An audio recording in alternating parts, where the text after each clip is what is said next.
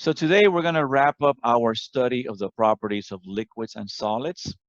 By now, you should have looked up, reviewed the two pre-lectures that I posted on Canvas, one about phase diagrams, and the other one was about cubic unit cells. So we're going to pick it up right there. If you have not watched those videos, I don't think you'll be lost today, but you'll definitely miss a little bit of the spirit of the discussion. So let's go ahead and march on to our PowerPoint presentation here. Let's go ahead and do that.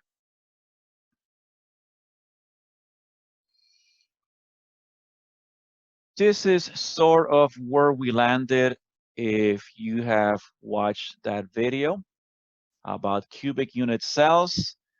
Remember, there are two large categories of solids, those that we call amorphous because they don't have any predictable or well-ordered array of their particles, and then crystalline solids where the particles are arranged in a repeating or well-ordered pattern.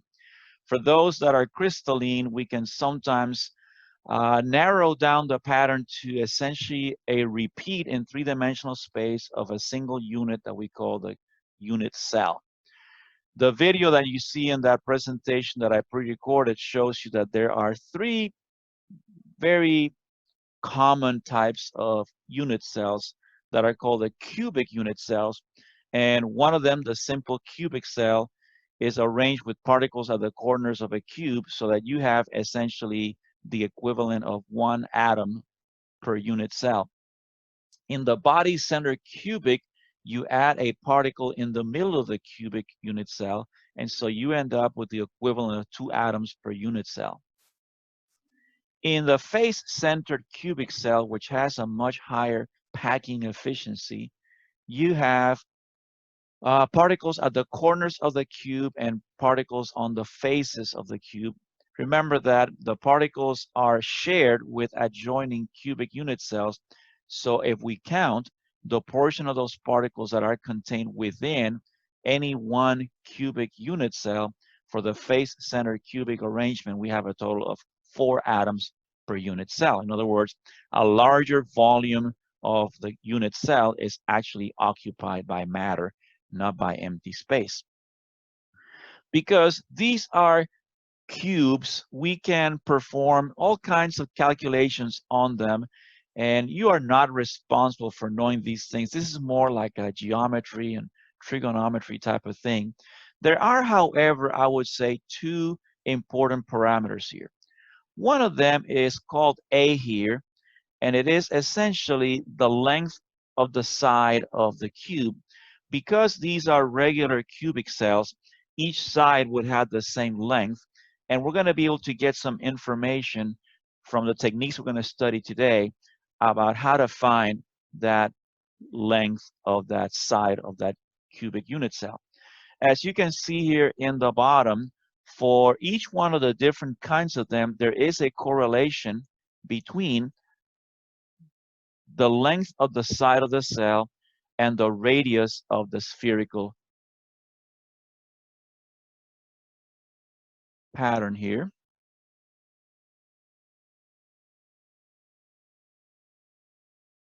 Sorry. Sometimes when I'm doing these things, there are some controls that show up, especially when people come in a little late. And I don't know if they're going to show up as dark rectangles on your PowerPoint or your recording. What I was saying was that there is a geometric correlation between the length of the side of the cubic cell and the radius of the particle.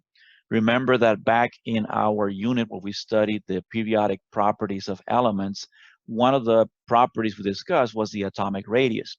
Well, if a solid forms a crystal structure and it has these types of cubic unit cells, we can find the radius of those atoms and therefore the sizes of the atoms based on the length of the edge of the cubic unit cell. All right. So let's use some of this data for some interesting experiment.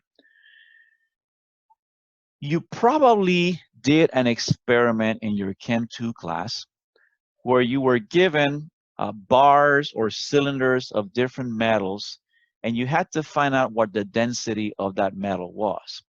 And the way you did it, I hope you remember, was you filled up a graduate cylinder with water, and then you added the metal in there, and you calculated the displacement of water, and that was your volume, and then you had pre-weighted the material so you could get the mass. Again, let me see if I can get rid of this thing here. Okay, thank you. Now, that's good if you're dealing with, cheap metals like, tin, aluminum, iron. But let's say you wanted to do silver. Not very likely here at Long Beach City College that we're going to have bars or cylinders made of pure silver for you guys to play with. So also, let's say that you're working with a metal that is not very common, one of these transition metals that there's very little of available, and you don't have enough material available to actually form a cylinder or a bar of it. So what you may have is a very tiny, tiny sample of it. And by the techniques we're going to study later on of X-ray crystallography, you can determine something about the crystals. So for example, let's say silver here. It says that when it crystallizes, it forms face-centered cubic cells. All right. And it tells us that the unit cell edge length is 409 picometers. Calculate the density of silver.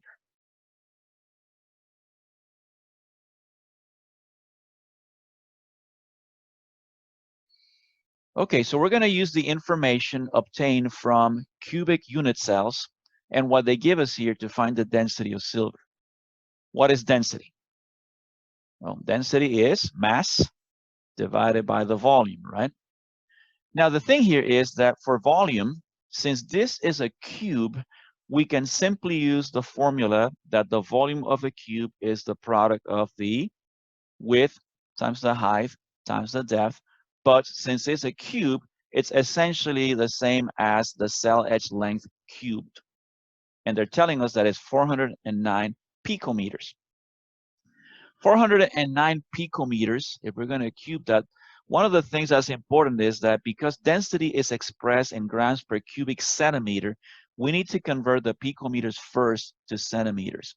And of course, you can use our method of dimensional analysis, or we can use the rolling of the decimal period using that kind of cute King Henry method that I showed you to memorize the positions of the different metric units. So essentially 1 centimeter is 10 to the 10 picometers. So that'll cancel out the picometers, and we're going to take that cubed, and that gives us a volume of 6.83 times 10 to the negative 23 cubic centimeters. That is the volume of one cell. Now we need the mass. How are we going to find out how many quote unquote grams of silver are in a single cubic unit cell? Well, this is where it was important that they told us what kind of cubic cell it was. It tells us that it's a face-centered cubic cell. And we know that in a face-centered cubic cell, there are how many atoms? 4 atoms of silver in here. Remember, I told you, you don't need to memorize all of the details about these cells. Just remember what they are and how many atoms can you fit into that particular cell. So we have 4 atoms in here.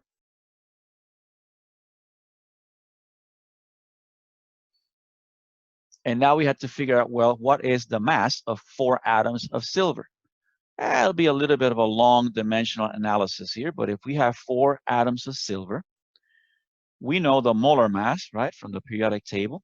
It's 107.87 grams per mole of silver.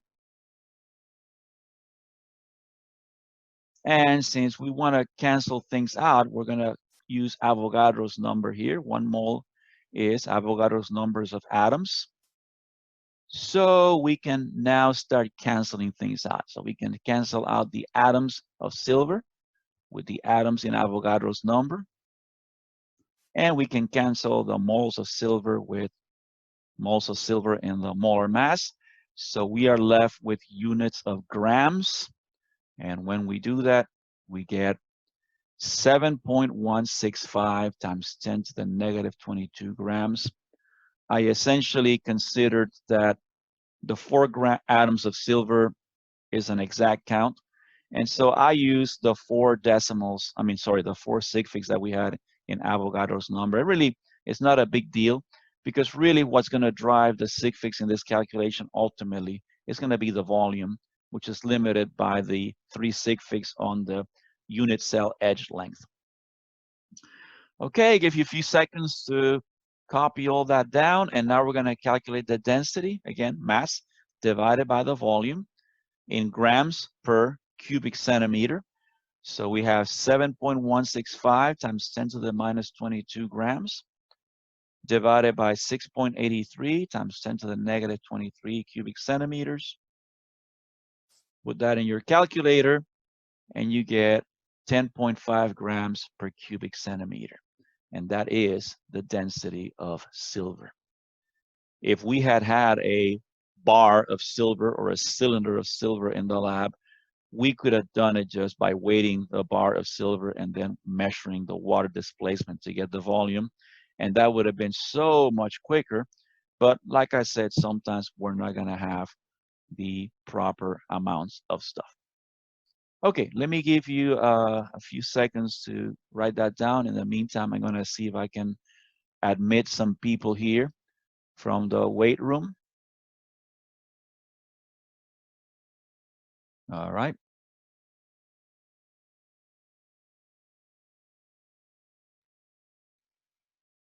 Okay, now, of course, if you are the budding scientists that I hope you are, if you are developing that questioning, inquisitive attitude, that mindset of, let me ask questions here that I try to instill in you from day one of the class, you're probably asking a major question, right?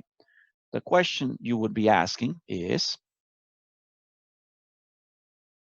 how did we get that number there? How did they find out that the unit cell edge length is 409 picometers? You realize how small that is, right? I mean, if you're fitting 4 atoms in one of these things, that has to be very, very small. So the question is, how do you find these kinds of values? So let me give you an introduction to a very important technique that is used in the study of solid crystals.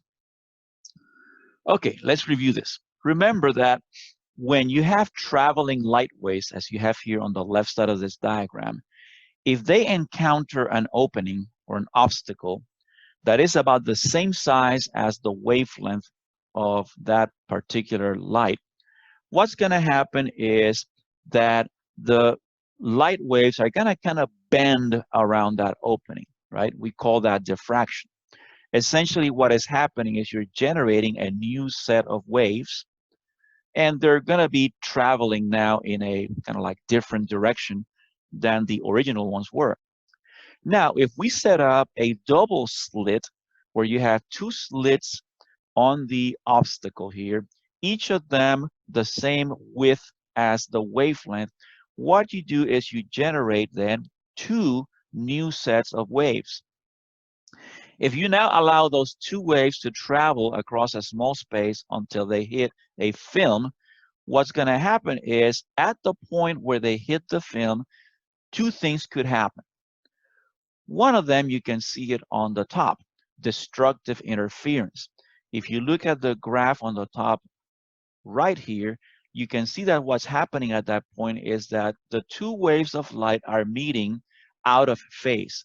One of them is, let's say, going up while the other one's going down, or you have essentially a crest meeting with a trough, which means that they're going to cancel out their amplitudes, and therefore there's no light. And so the result is on the film, you see a dark band. On the bottom, you see what is called constructive interference. If you look at the graph on the bottom right, what is happening here is that when the two waves meet, they are in phase. In other words, they have crest to crest and trough to trough, which means that the amplitudes essentially add up. This is constructive interference, and because this is going to be a brighter light, you're going to see a band of light on the film.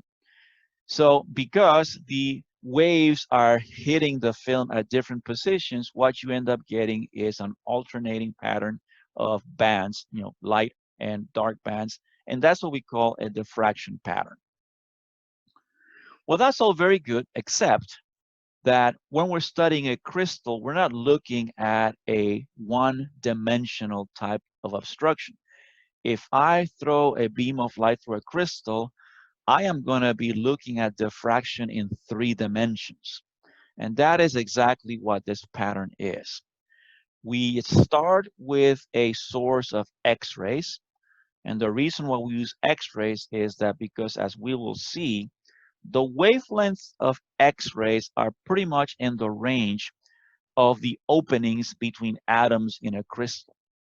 So what we do is, and again, this is a sketch, we're going to have a source of X-rays. We're going to focus the X-ray, and then we're going to have a crystal through which the X-ray beam can diffract. Notice that because the crystal is a 3-dimensional arrangement of atoms or particles, what's going to happen is that you're going to have diffraction not in the form of a banding pattern, but in a form of a set of spots. Each one of those spots would correspond to a place where there was constructive interference. The large spot you see in the middle is essentially the one that would represent the uninterrupted path of the X-ray beam. Now, scientists at this point in time have the technology to study this 3-dimensional diffraction pattern, this pattern of spots, and use different algorithms to get information about where the atoms are located and what the distance is between them. So let me show you again. This is one of those times when I give you the tourist version of the technology. In this case, the technology is X-ray diffraction. All right, and here it comes. So let's look at this diagram here. Now, what I'm going to do is I'm going to take the path of these X-rays and their diffraction, and I'm going to kind of cut like a slice of 2-dimensional space. I'm going to look at like a 2-dimensional view of this because the analysis for a 3-dimensional array of diffraction patterns would be too complicated. So look at the incident ray on the top here. This ray coming in from my X-ray source. It's coming in, and let's say that these dots that you see here represent atoms in the crystal structure. Notice that they are arranged in a well-defined order at very precise, specific distances from each other. And let's say that that incident ray essentially collides against this particle that's in position A here, and it bounces off to the right. We could measure the angle of diffraction here, which would be this theta angle here. And that is the angle at which that incident ray bounced off of the crystal structure layer. All right. Now let's consider a second incident ray here in the bottom. And let's say that that incident X-ray with its wavelength missed the first layer, but collided with a particle at position C, which is located right beneath particle A. Notice that again, the X-ray will be reflected off of that particle C, and it'll come out, and again, because of the nature of the interaction, it'll come off and again miss the first layer and exit the crystal here on the top right. The question we're going to ask is, what will it take for these two rays to arrive at the photographic plate in phase with each other so that they can generate a spot in there? Well, notice that the ray in the bottom traveled an extra distance. Notice the ray in the top bounced off at position A. Now, the equivalent position to A on the second incident ray would be the position indicated here as B. And the exit position would be the position indicated here as D. So in other words, the bottom X-ray traveled an extra distance, which consists of the segments BC plus CD. I'm not going to go into the details here, but you can prove by geometry that the angle that opposes segments BC and CD in this rectangular triangle, or whatever you call it, is also the angle theta. You can prove that it's the same angle as the angle of reflection. And using trigonometry, you can say that each one of those segments, BC and CD, equals the sine of the angle theta times the hypotenuse of this triangle, which would be the distance D between points A and C. So in other words, the extra distance traveled by this second incident ray would be essentially 2 times D times the sine of that theta angle. Okay, we're getting somewhere here. Now remember, our goal is to produce a spot on the photographic plate. In order to produce a spot, the two rays in this case have to come out of the crystal in phase with each other. You can see right now they are. If you look at the amplitudes, you have a synchronization of the crest to crest and trough to trough of each wave. So those two would be in phase and they would experience constructive interference.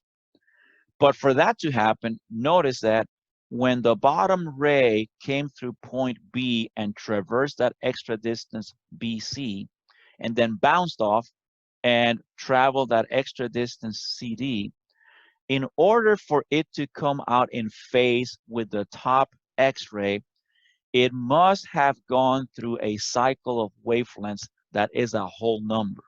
In other words, you have to be able to fit a whole number of wavelengths inside that extra distance in order for that X-ray to come out on the other side in sync or in phase with the top ray.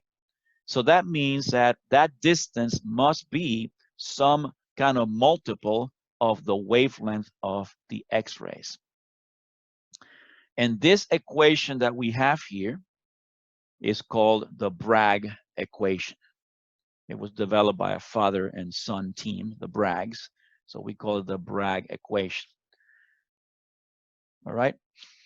So let's do this. Let's use the Bragg equation to find us a piece of information. Remember, in the previous example, when we calculated the density of silver, they gave us a piece of information. The piece of information they gave us was what was the length of the edge of that cubic cell, right? Which is essentially, in this case, if you think about it, we're talking about the distance D between point A and point C, right? That would be the length of one side of that cubic cell that is harboring those particles in there, right? So essentially, the Bragg equation and the data from an X-ray diffraction experiment allows us to calculate the value of D. So let's do that. X-rays of wavelength 0.154 nanometers are diffracted from a crystal at an angle of 14.17 degrees. Assuming that n equals 1, in other words, what we're saying is that there was one wavelength of X-rays that passed through the layer underneath the one we're talking about. What is the distance in picometers between the layers in the crystal? All right. So that's the question we're going to ask ourselves.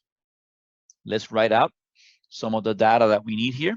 First of all, the Bragg equation relates the wavelength with the distance between the layers, which is d, with the angle of diffraction or reflection. It's called different ways depending on what you're looking at. So let's see what these things are. First of all, we said n equals 1 in this case. We're only talking about one layer here and one passing of a wavelength of the X-ray. The angle theta is 14.17 degrees. And the wavelength is 0.154 nanometers. Remember that we tend to describe wavelengths in nanometers, but in this case, we need picometers. So let's go ahead and change that into picometers. So 0.154 nanometers equals 154 picometers. Essentially, you had to roll the decimal period 3 spaces to the right to get from nano to pico. Okay, so we have the information we need. The question now is, who are we trying to find? We're trying to find the value of D, the distance between the two layers. In other words, the length of the side or the edge of one of those cubic unit cells, right? All right, so let's see. Let's rearrange our Bragg equation. That would be n times lambda divided by 2 times the sine of theta. And now we're going to put the numbers in. The sine function is kind of like the logarithm. You don't get units out of it. So whatever units you use inside, just be consistent.